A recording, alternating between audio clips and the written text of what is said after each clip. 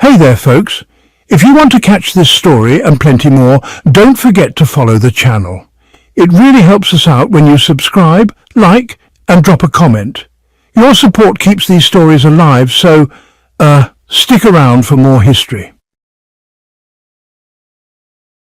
How Cleopatra brought Rome to its knees. Secrets of history, sometimes the truth is even stranger than the legends. Cleopatra VII.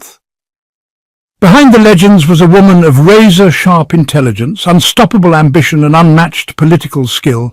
She was a polyglot scholar who rose to power in a world dominated by men. You'll see the bold stunt that sparked her love affair with Julius Caesar, her dazzling alliance with Mark Antony that ended in fiery disaster at Actium, and the truth behind her fateful final choice. This isn't the Hollywood Cleopatra you think you know. Alexandria, founded by Alexander the Great, was the capital of world knowledge, and Cleopatra was its brightest student. By her 20s, she spoke at least 7 languages: Egyptian, Greek, Latin, Aramaic, Syriac, Idumean, and Hebrew. She never needed a translator. She read Plato, studied medicine, and even dissected animals to understand anatomy. For her, education wasn't a luxury. It was her sharpest weapon. She negotiated alliances in Syria, bargained with Eastern kings as an equal, and earned both respect and fear. But the Ptolemaic court was as dangerous as any battlefield. At just 18, she inherited the throne with her 10-year-old brother, Ptolemy XIII, as co-ruler.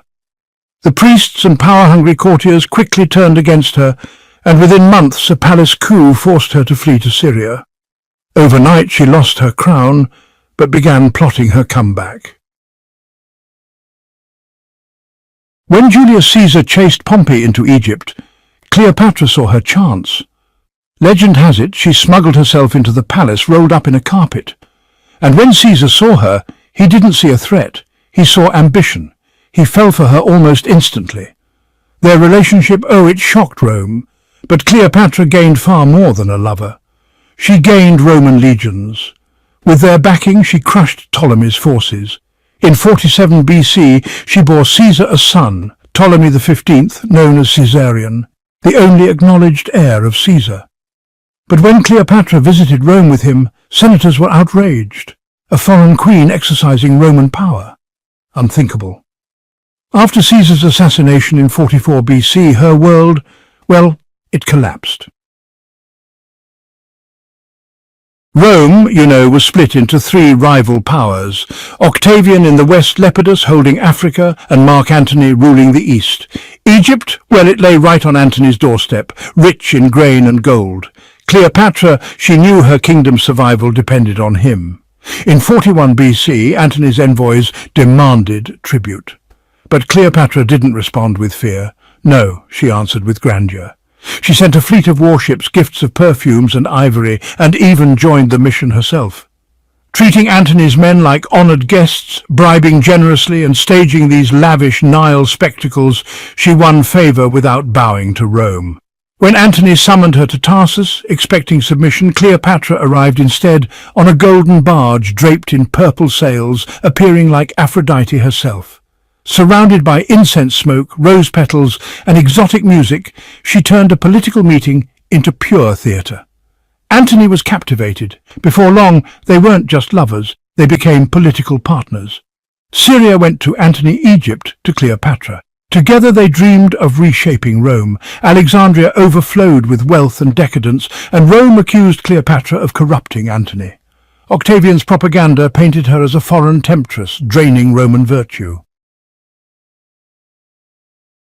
In 31 BC, their fates collided at Actium. Antony's fleet faltered, his ships scattered, and Octavian triumphed. Retreating to Alexandria, Antony fell on his sword in despair. Cleopatra, ever calculating, tried one last round of negotiations, but when all hope was gone, she chose her own ending. Whether by poison or the bite of an asp, on August 12, 30 BC, the last pharaoh of Egypt died on her own terms. Rome swallowed Egypt's riches and fueled the Pax Romana, but Cleopatra's legacy endured. Her reforms, coins, temples, and her vision of blending Greek and Egyptian culture outlived her. From Plutarch to Hollywood, she's been painted as a seductress, a villain, and even a feminist icon. Every era rewrites her story to fit its own obsessions. Strip away the myths and you'll find a multilingual strategist, a charismatic diplomat, and a ruler who dared to stand as an equal to the greatest men of Rome. Cleopatra's life remains, honestly, a masterclass in power, persuasion, and performance. Well, that's the end of our story for today. Thank you so much for listening. If you enjoyed this journey through history, please remember to subscribe, like, and comment. And don't forget to follow the channel for more stories from the past. We hope to see you